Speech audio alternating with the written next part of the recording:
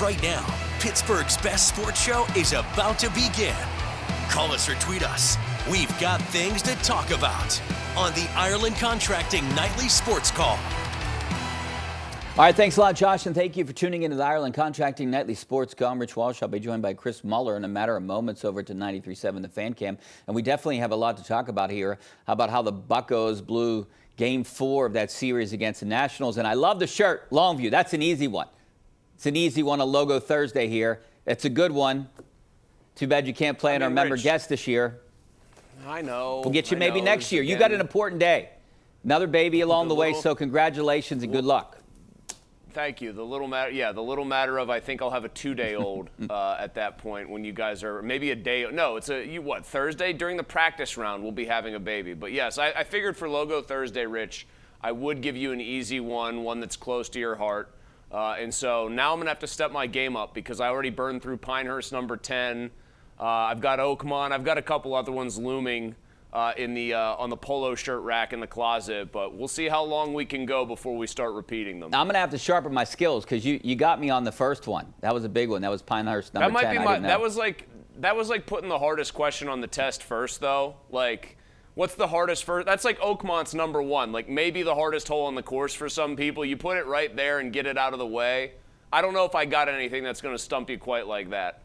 All right. Well, I'm going to stump you. What was going on with O'Neal, Cruz, and Beasley at third base? They could have won the game. He should have kept running home. It looked like Beasley was waving him, but Donnie Kelly said it wasn't O'Neal Cruz's fault. What happened there? Who do you blame? I blame Beasley completely. I don't think it was Cruz's fault at all. I think Beasley gave him the dreaded go, stop, go, where he started windmilling him and then he pointed to the base while Cruz was still looking at him. I know you played the highlight. And then he tried to windmill him again. I don't blame the runner there whatsoever. That's on the third base coach. It's your job to be the runner's eyes. It's your job to be in the right position to see the ball. It's not the first time it's happened to Beasley this year where he hasn't really been able to track a play.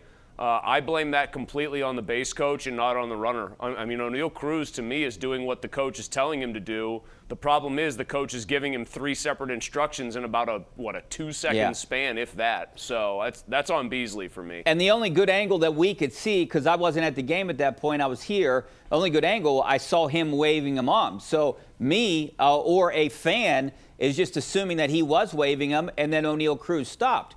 But, getting clarification, it sounded like it was one of those go, stop, go things. It may be in Beasley's defense, and, I know you don't like to defend people sometimes, and I'm going to defend him in this situation, and you can agree with me or not agree with me. But it was hard to see where that ball was if either the second baseman or the shortstop had it. I understand that, but that's why I go back to saying his job is to read plays, like being able to make sure you follow the ball and have a sense of what the play is as it's developing. Even a tough play like that is a skill, and it's the major one he gets paid for. I think if a third base coach is able to read that play very quickly, and I'm talking like in a matter of less than a half a second, right, a quarter second, he sees that ball squirt out and the reflex action is to just start waving him in and windmilling him. That's good coaching. I mean, he was indecisive. In fact, I said on the air today, and I'll say it with you, if he had put up the stop sign for Cruz no matter what, and that was all he did, and it was obvious that he should have waited a beat longer and seen the play develop, and that's why Cruz is stranded at third, fine. If he windmills him and it turns out that maybe they get the ball up quickly and they throw him out at home, I'm cool with that. The one thing I just don't think it is acceptable to do in that situation is do what he did, which is throw 3 different signals in about a 1.5 to 2 second span. I think that's cause for confusion. It's indecisiveness, and it's probably the cardinal sin for a base coach like that. Hey, Chris, I've experienced as a third base coach, and I know you will at some point. My daughter Quinn's 10U team. I would have sent them. I'm a gambler. I would send them. Go automatically. Rich. It's 10U. You think they've got a Vladimir Guerrero arm out there? What do you do? I'd have that windmill going. I'd tear a rotator cuff. I just tell them go because the girls, sometimes they can't catch and they can't throw. So more than likely they would score. Rich, I don't think I think if I were a base coach, I don't think I would hold up a stop sign for a kid until we got the pony league. All right? If you got a little league left fielder that can throw a kid out from like middle distance outfield, I got news for you. You got a kid playing the wrong position. All right, we're going to talk about the Pirates and the Steelers coming up. The draft is next week, 1 week away today. Here's our Penn West University question tonight. Just scan that QR code, right-hand corner of your screen. Despite today's loss, do the Pirates look like a playoff team? We'll get Chris's answer. We'll see the results when we come back. Stay right there.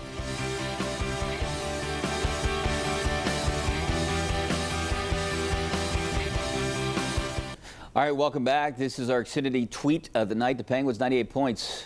Under head coach Dan Muse, tied a franchise record for the most points accumulated by a head coach in his first year with the team. All right, well, the Penguins have a big game on Saturday. We're waiting to find out the rest of the schedule. It's supposed to be announced sometime today, I think, after all the regular season games conclude. I'm sure that they're figuring out things like the draft, and my guess would be they're playing Saturday night. We know that at 8 o'clock. The next game, I would imagine, would be Tuesday, and then you would go on a game day, off day, game day, kind of one day in between after that. And then you could have Thursday, Saturday, and then be back here Monday. You don't want to screw around with hotel situations, right, Chris, on Saturday? Even if they played on Sunday, they're going to need rooms on Saturday to get here. Rich, last I heard that hotels are at like 60% capacity. That might be a game of chicken. That might be a game of chicken, though, between people who are setting the prices for these rooms and people who are coming into town. But I know the NHL, because they very awkwardly and I think foolhardily, I think I might have just made up a word, don't have their seasons conclude for every team on the same day with just like an afternoon or an evening, however you want to do it, like probably a weekend, right, where you're just having everybody play at regular times for their time zone. The fact that they can't do that means they've got to wait till these games conclude tonight, because the Western Conference seeding isn't wrapped up, and so the matchups aren't wrapped up. And so I'm sure television wants the best possible matchups. But to go on to that game one, Rich, Saturday night, where we know it's going to be at 8 o'clock, where we know there's a big Paul Skeens bobblehead at 4 o'clock, and that's going to be quite a sports night in town. I do think that the Flyers, I think it's interesting, no one in this city, no media member has been brave enough to say the Flyers are going to win this series. I don't think the Flyers are better, but they do have the steadier goalie. Now, Stuart Skinner's played in multiple Cup finals in back-to-back years. He's gotten, of course, run in some of those games. But Vladar has been a steady Eddie pretty much all year in goal for the Flyers. And the one thing the Penguins can be is volatile in goal. And they are really good top to bottom, I think, especially their forward lines and most of their defense pairings. But if they get bad goalie volatility, this could turn into a nightmare series very quickly. Yeah, I like the Penguins in this game. I think everyone here does, because you're feeling good about this team. I think it's going to be 6 or 7 games. I really do. I think it's going to go the distance. There's going to be some upsets and some shakiness, I think. Just one of those series. And the Flyers were one of the hottest teams down the stretch. So I think it's going to be a good series. I don't think it's a cakewalk for the Penguins, and I hope they don't take it that way, because we thought how many years in a row that the Islanders would be, and they ended up not being and losing. So, all right, back to my question. Oh, the Islanders were, come on, Rich, The Islanders were terrifying. They were like the boogeyman. David Volek, and then modern day Clutterbuck and all those goofballs on their identity line. That was a nightmare team to see in the playoffs. And the Penguins should have won their last series against the Rangers, too. Sid got hurt, and I think they kind of turned things around. But that went 7 games after a 3-1 lead.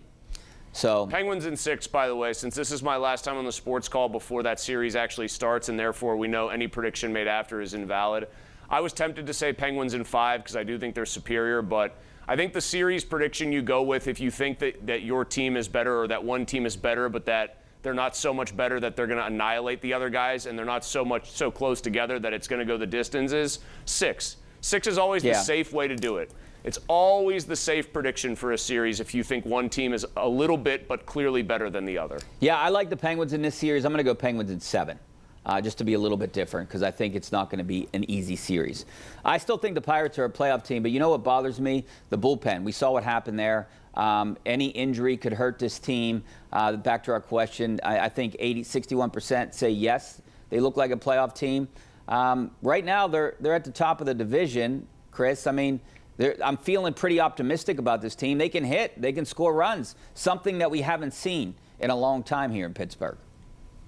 Rich, if I told you that I gave you a hypothetical house, right, and I said, now, house 1 and house 2 both have problems, but here is the problem in house 1. In house 1, the problem is you need a new carpet for the living room because somebody spilled something that you can't clean. And house number 2, the problem is somebody took a wrecking ball by accident and blew out an entire wall of the house.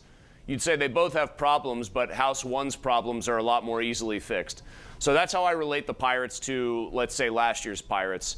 This year's Pirates, they got some problems. I only trust 3 of their bullpen arms right now, Matson, Soto, and Santana. But you can fix that kind of a problem, usually with pretty inexpensive acquisitions at the deadline, guys just pitching better, guys coming up from AAA and being better than you thought. Those things tend to shake themselves out. Last year's Pirates couldn't hit a baseball. This year's Pirates have probably 4 extremely productive hitters so far this season, Cruz, Lau, O'Hearn, and Reynolds. And then they have some guys who are starting to pick it up. Ozuna today hits his first home run. I think Griffin is a big positive story insofar as he's starting to look more comfortable and drive the ball when he's at the plate. Not a great day in the field for him, but neither here nor there. I think they have some of the important stuff, starting pitching, and it looks like a consistent ability to hit up and down the lineup taken care of so far. If your biggest issue is your bullpen is shaky, like, welcome to the world of good teams where that's kind of a typical problem. Let's go out to Evan in Moon Township. How you doing, Evan? I'm doing well, you? Good. Thanks for calling. So the Pirates had many excuses today during the game, and how do they fix that when they're going to be facing a really good Tampa Bay team this weekend? I mean, a lot of it is just, I mean, like some of the miscues. Connor Griffin was holding on to the ball. Griffin's got to just try to take one run. He's Yeah. got to take the run that's going to score and just throw to first. I even thought he made a mistake trying to beat the man to the bag there because that's a bang-bang play. If he collects that baseball and just says, I'm taking one and I'm giving up a run and that's just going to be how it is, I think that's acceptable. And then wild pitches, I mean, Ramirez is a guy in that bullpen that if he could control the baseball, he probably would be making a lot of money and possibly somewhere else, but he can't consistently control it. So, I mean, they're not going to be what I would say a good fielding team, like at any point. This was actually a better fielding lineup, but they just have guys who, outside of, I think, Griffin, right now Henry Davis, and generally I think at first base they get solid defense, and maybe Jake Mangum too. They're going to be shaky at positions, and I empathize with a caller or anybody else who agrees or feels that way, that, man, it's frustrating to watch a team just boot the ball all over the lot, Rich. You said it best a couple weeks ago when you said this team's made up of a bunch of right fielders and DHs, and that's kind of what they are. All right, we got a couple questions here from Edzo. Wait until the pitching starts to fail, and town will go nuts on this team. Jared Jones is potentially coming back at the beginning of June, late May, right? He could be a guy that could, maybe profile into the back end of the bullpen, right? Or if he's back to a starter, then you put Mlodzinski in there. The guy's a hard thrower. He has an elbow problem issue, arm issue. Maybe put him as your closer, your setup guy. I think that's like kind of the big question, right? When he comes back, what do they want him to do? What's he going to be comfortable to doing? What's right for the sort of, not rehab prescription, but you throw a guy back in after he's done his rehab. Are you throwing him in saying, pace yourself, you're a starter again? Or are you saying, don't pace yourself. We might use you 2 to 3 times a week. You'll get a couple days off, but we need 2 innings of absolute gas and wipe out off-speed stuff.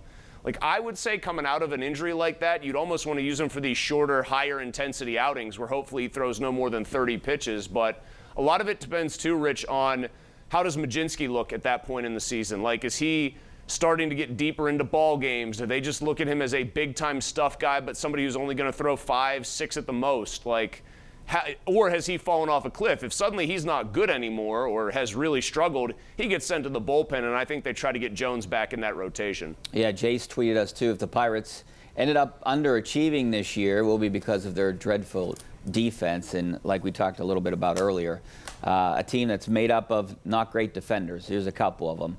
And you think Griffin would be one of them, but, that play, you're right, he was indecisive, and I think he tried to hold on to the ball. He's still good. Yeah. He's still a plus defender. That's one of the few times where it's frustrating, and I do hold him to a high standard because he's a shortstop and he's supposed to be their best defensive player in a lot of ways. But there is a part of my brain saying, man, he's 19 years old. He's in high school 2 years ago. Cut the kid some slack. So, I don't think he's one of their problems on defense at all. All right, Chris, we're going to take a break here. When we come back, we're going to talk a little bit about the draft. I'm going to get your predictions because that's coming up right around the corner 1 week from today.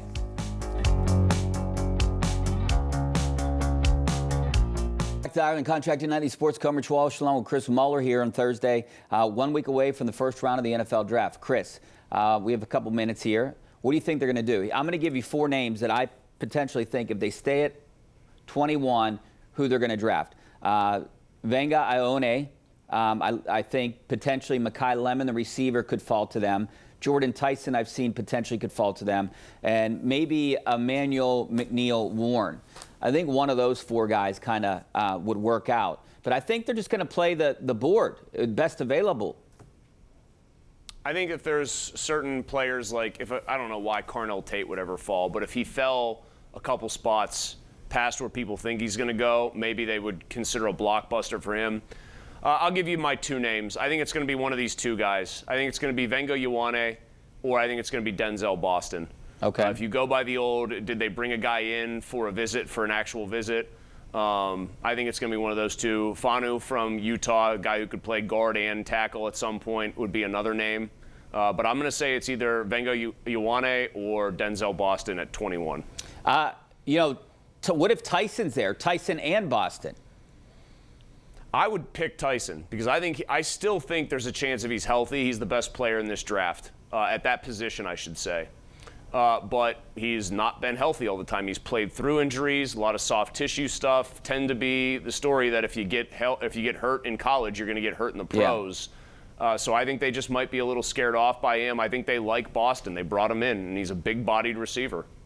Yeah, they brought a few guys in. They brought the Emmanuel McNeil-Warren. He could potentially be there, too. I think with 12 picks, they're going to have to trade some of them. So whether it's getting back into the first round or moving up in the first round, you're going to see those third-round picks. I think that's going to be some leverage for the Steelers.